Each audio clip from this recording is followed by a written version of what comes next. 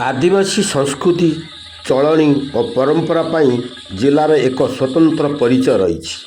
जिले में बंडा कोया परजा भूमिया दुरुआ हलवा दिडाई कंध सांताली कंडादोरा कोटिया माटियाकंद समस्त 14 रु अधिक आदिवासी संप्रदाय बसवास करुछंती।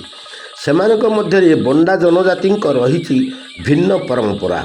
एपर्यंत से खाद्य पानीय धान चाउल पनीपरिया ओजन बिक्री करूना।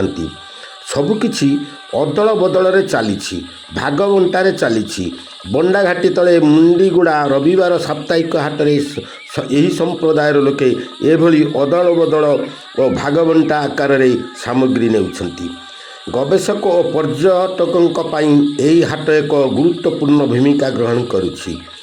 समुद्र पतन ठारू प्राय 5000 फुट उच्चरे घाटी पर रहउछंती एही जनजाति बंडा संप्रदाय। मालकानगिरी जिला खैरपुट ब्लॉक 23 किलोमीटर दूर मुदुलीपड़ा और अंड्राहाल दुईटी पंचायत में बसवास कर आह्वान कालू आदिम जनजाति बंडा संप्रदायर लोके।